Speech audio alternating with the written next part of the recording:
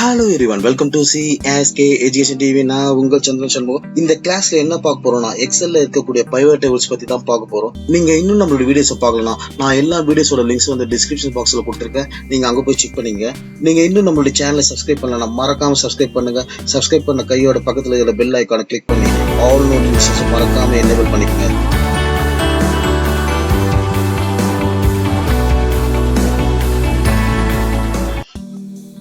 இப்ப இந்த எக்ஸல் ஷீட்ல பாத்தீங்கன்னா ஒரு டேபிள் இருக்கு. இது வந்து ஒரு நார்மல் டேபிள் தான். ஒரு நார்மல் டேபிள்ஸுக்கும் பைவட் டேபிள்ஸுக்கும் என்ன டிஃபரன்ஸ்னா, normal tables are fixed, pivot tables are flexible. ஏன் பைவட் டேபிள்ஸ் வந்து ஃபிளெக்சிபிள் சொல்றேன்னா, ஃபார் எக்ஸாம்பிள் இந்த காலம்ஸை வந்து ஜஸ்ட் டிராக் பண்ணி ரோஸ்க்கு சேஞ்ச் பண்ணிக்கலாம். அதே மாதிரி ரோஸ்ல இருக்கிறது வந்து காலம்ஸ்க்கு சேஞ்ச் பண்ணிக்கலாம். ஒரு normal tables gives you entire data, whereas pivot table gives you summarized data. அதாவது summarized dataனா subtotals of each distinguished record. அதாவது நான் இந்த எம்ப்ளாயி நேம் வந்து ஃபில்டர் பண்றேன்.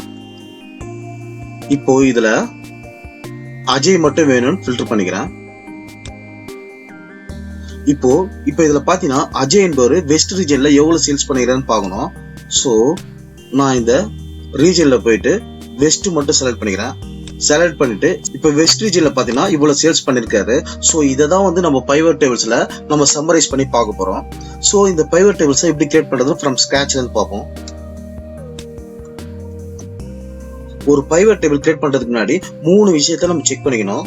ஃபர்ஸ்ட் ஒன் வந்து ஈச் காலம் ஆஸ் ஹெட்டர், அதாவது ஒவ்வொரு காலமுக்கும் ஹெட்டிங் இருக்கான்னு செக் பண்ணிக்கணும். இப்போ நம்மளுக்கு வந்து எல்லா காலத்துலயும் ஹெட்டிங் இருக்கு. செகண்ட் ஒன் வந்து no empty columns or rows, அதாவது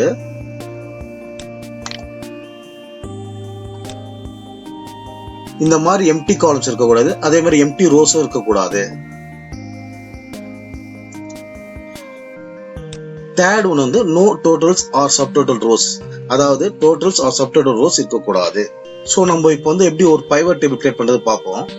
நீங்க வந்து இந்த நார்மல் டேபிள்ஸ்ல கர்சரை எங்க வேணா வச்சுட்டு இன்சர்ட் என்ற மெனுஸ்ல போயிட்டு இந்த பைவட் டேபிளை கிளிக் பண்ணா போதும், நம்மளுக்கு வந்து கிரியேட் பைவட் டேபிள்ஸ் என்ற பாக்ஸ் வந்து ஓப்பன் ஆயிடும். அப்படி இல்லைன்னா ஷார்ட்கட் கீ வந்து Alt N V அது கொடுத்தாலும் நம்மளுக்கு வந்து கிரியேட் பைவட் டேபிள்ஸ் என்ற பாக்ஸ் வந்து ஓப்பன் ஆயிடும்.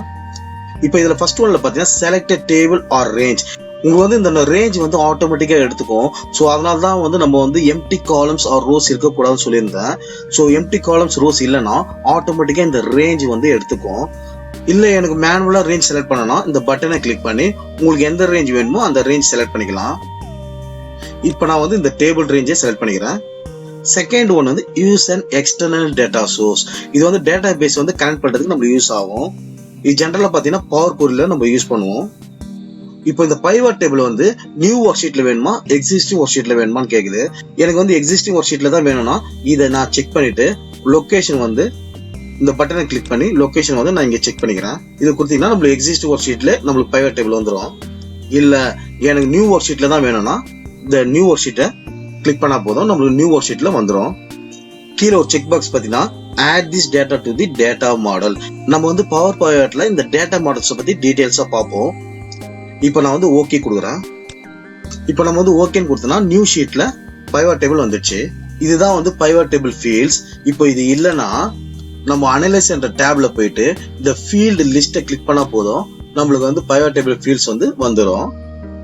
இப்போ நான் வந்து இந்த பைவட் டேபிள் ஃபீல்ட் லிஸ்ட் லேஅவுட்டை சேஞ்ச் பண்ணோம்னா இந்த கீர் பாக்ஸ் மாதிரி இருக்கு பாத்தீங்களா, இதை நான் கிளிக் பண்ணனா ஃபர்ஸ்ட் வந்து டிஃபால்ட்டா வந்து field section and area section ஸ்டாக்னு இருக்கு. செகண்ட் ஒன்னை நான் செலக்ட் பண்றேன். செகண்ட் ஒன் செலக்ட் பண்ணா இந்த லேஅவுட்ல சேஞ்ச் ஆயிடும். அதே மாதிரி தேர்ட் ஒன் செலக்ட் பண்றேன் ஃபீல்ட் செக்ஷன் ஒன்லின்னு. ஸோ நம்மளுக்கு வந்து இந்த ஃபீல்டு மட்டும் டிஸ்பிளே ஆகும். ஃபோர்த் ஒன் பாத்தீங்கன்னா area section only. So area section ஒன்லின்னா ஏரியா செக்ஷன்ஸ் மட்டும் ஷோ ஆகுது.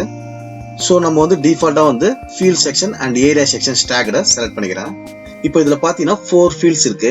ஃபர்ஸ்ட் ஒன் பாத்தீங்கன்னா ஃபில்டர்ஸ், செகண்ட் ஒன் பாத்தீங்கன்னா காலம்ஸ், தேர்ட் ஒன் பாத்தீங்கன்னா ரோஸ், ஃபோர்த் ஒன் பாத்தீங்கன்னா வேல்யூஸ். இப்போ நம்ம வந்து ஒவ்வொரு ஃபீல்ட்ஸை பத்தி நம்ம பார்க்க போறோம். இந்த வேல்யூ ஃபீல்ட்ஸ்ல பாத்தீங்கன்னா நம்ம ஒன்லி வேல்யூஸ் மட்டும் என்டர் பண்ணணும். இப்போ இதுல வேல்யூஸ் பாத்தீங்கன்னா குவான்டிட்டி இருக்கு, சேல்ஸ் இருக்கு. இப்போ நான் வந்து குவான்டிட்டியை டிராக் பண்ணி டிராப் பண்ணிக்கிறேன் வேல்யூஸ்ல. இல்ல எனக்கு குவான்டிட்டிக்கு பதில் சேல்ஸ் வேணும்னா இந்த குவான்டிட்டியை அப்படியே இங்க மேல எடுத்து போய் டிராப் பண்ணிட்டு சேல்ஸ் எடுத்து வந்து இங்க டிராக் பண்ணி டிராப் பண்ணிடுறேன். இப்போ சேல்ஸ் வந்துருச்சு. நெக்ஸ்ட் வந்து நான் ஏரை வந்து டிராக் பண்ணி இந்த ஃபில்டர்ல போடுறேன். இப்போ நான் வந்து ஃபில்டர்ல போட்டேன்னா இங்க ஃபில்டர்ல பாத்தீங்கன்னா 2019 and 2020 வந்துடுச்சு.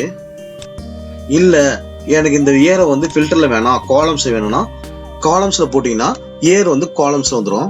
2019 and 2020 வந்து காலம்ஸ்ல வந்துடுச்சு. இல்ல எனக்கு இந்த ஏர் வந்து ரோஸ்ல வேணும்னா டிராக் பண்ணி ரோஸ்ல போட்டீங்கன்னா ஏர் வந்து ரோஸ்ல வந்துடும். இப்ப பாத்தீங்கன்னா 2019ல வந்து இவ்வளவு சேல்ஸ் ஆயிருக்கு, அதே மாதிரி 2020ல பாத்தீங்கன்னா இவ்வளவு சேல்ஸ் ஆயிருக்குன்னு வந்திருக்கு. இப்போ இந்த சேல்ஸ் ரிப்போர்ட்ல பாத்தீங்கன்னா இயர் வைஸ் சேல்ஸ் ரிப்போர்ட் கேட்டுக்கிறாங்க, quarter wise, month wise, week wise, employee wise, designation wise, product wise and region wise sales கேட்டுக்கிறாங்க. இது எப்படி நம்ம கிரியேட் பண்றது ஒன்னொன்னா பார்ப்போம். ஃபர்ஸ்ட் ஒன் வந்து இயர் வைஸ் சேல்ஸ் நம்ம ஆல்ரெடி இங்க கிரியேட் பண்ணிட்டோம். இயர் வைஸ்ல சேல்ஸ் எவ்வளவு இருக்குன்னு நம்ம கிரியேட் பண்ணிட்டோம்.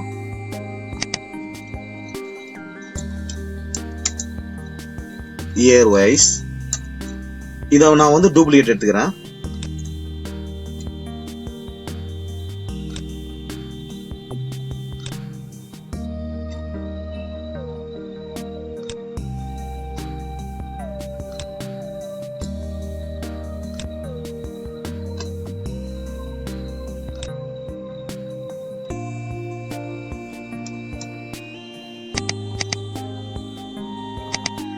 நெக்ஸ்ட் ஒன் வந்து குவார்டர் வைஸ்,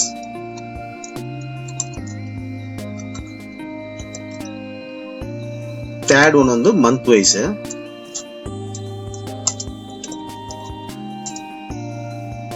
ஃபோர்த் ஒன் வந்து வீக் வைஸ்,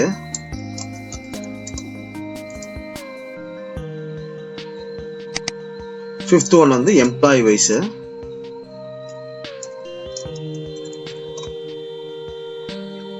டிசைனேஷன் வைஸ்,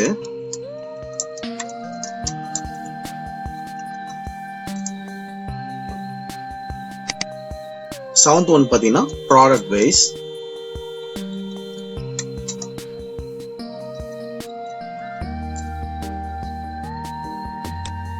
ஃபைனலா பாத்தீங்கன்னா எய்த் ஒன் வந்து ரீஜன் வைஸ்.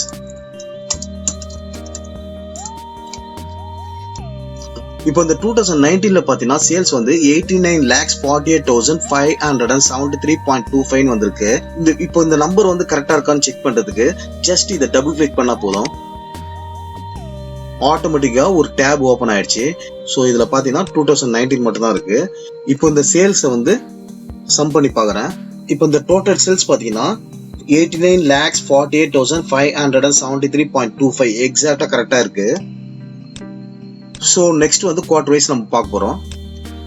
இப்போ இந்த இயரை வந்து டிராக் பண்ணி டிராப் பண்ணிடுறேன். நெக்ஸ்ட் வந்து நம்மளுக்கு குவார்டர் வேணும், இதை டிராக் பண்ணி இங்க போட்டுறேன். இப்போ இதுல பாத்தீங்கன்னா ஒவ்வொரு குவார்டர்லயும் எவ்வளவு சேல்ஸ் ஆயிடுச்சுன்னு நம்மளுக்கு ஷோ ஆகுது. இப்போ இந்த காலம்ஸ்ல பாத்தீங்கன்னா ரோல் லேபிள்ஸ் இருக்கு. இந்த காலமோட ஹெட்டிங் வரணும்னா நம்ம என்ன பண்ணணும்னா டிசைன் என்ற டேப்ஸ்ல போயிட்டு ரிப்போர்ட் லேஅவுட்ல இப்ப டிஃபால்ட்டா பாத்தீங்கன்னா ஷோயிங் காம்பேக்ட் ஃபார்ம்ல இருக்கு. நம்மளுக்கு வந்து ஷோயிங் அவுட்லைன் ஃபார்ம் கொடுத்தீங்கன்னா ஆட்டோமேட்டிக்கா நம்மளுக்கு வந்து இந்த காலம்ஸோட ஹெட்டிங் வந்துருச்சு, குவார்டர்னு வந்துருச்சு. இப்ப பாத்தீங்கன்னா ஒவ்வொரு குவார்டர்லயும் எவ்வளவு சேல்ஸ் ஆயிருக்குன்னு நம்மளுக்கு ஷோ ஆயிருக்கு. நெக்ஸ்ட் ஒன் வந்து மந்த் வைஸ்.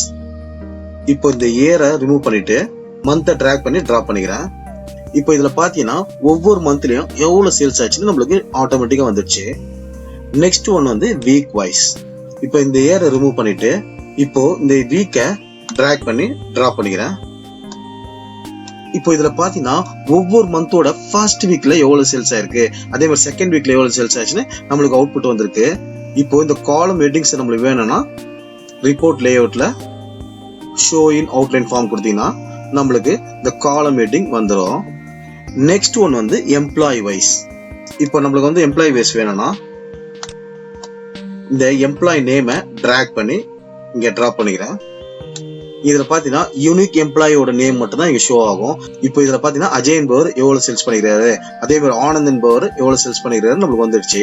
இதுல வந்து யார் ஹையஸ்ட் சேல்ஸ் பண்ணிக்கிறாருன்னு நம்ம பார்க்கணும். அதுக்கு வந்து நான் கர்சர் இங்க வச்சுட்டு டேட்டாஸ் என்ற மெனுஸ்ல போயிட்டு இப்போ இந்த ஷார்ட்ல போயிட்டு அசெண்டிங் வேணுமா டிசெண்டிங் வேணுமா இதை நம்ம செலக்ட் பண்ணா நம்மளுக்கு ஷார்ட் ஆயிடும். இல்லைன்னா நம்ம ரைட் கிளிக் பண்ணி ஷார்ட்ல போயிட்டு ஷார்ட் வந்து ஸ்மாலஸ்ட் டு லார்ஜஸ்டா இல்ல லார்ஜஸ்ட் டு ஸ்மாலஸ்டா வேணுமா நம்ம செலக்ட் பண்ணிக்கலாம். இப்போ எனக்கு வந்து லார்ஜஸ்ட் டு ஸ்மாலஸ்ட் வேணும், நான் இதை செக் பண்ணிக்கிறேன். செக் பண்ணா இப்போ இதுல பாத்தீங்கன்னா விஷால் என்பவர் தான் ஹையஸ்ட் சேல்ஸ் பண்ணிக்கிறாரு, ஆனந்த் என்பவர் நெக்ஸ்ட் ஹையஸ்ட் சேல்ஸ் பண்ணிக்கிறாரு, மகேஷ் என்பவர் தான் லோவஸ்ட் சேல்ஸ் பண்ணிக்கிறாரு. நெக்ஸ்ட் வந்து டிசைனேஷன் வைஸ் சேல்ஸ் பார்க்க போறோம். இந்த டிசைனேஷனை டிராக் பண்ணி இங்க டிராப் பண்ணிக்கிறேன். டிசைன்ல போயிட்டு ரிப்போர்ட் லேஅவுட்ல ஷோ இன் அவுட்லெட் ஃபார்ம் கொடுத்துக்கிறேன். நம்மளுக்கு வந்து டிசைனேஷன் காலம் வெயிட்டிங் வந்துடுச்சு. இப்போ இதுல பாத்தீங்கன்னா 3 டிசைனேஷன் இருக்கு.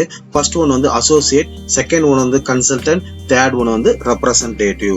இப்போ இந்த 3 டிசைனேஷன்ல எந்த டிசைனேஷன் வந்து ஹையஸ்ட் சேல்ஸ் பண்ணிக்கிறான்னு செக் பண்ணோம்.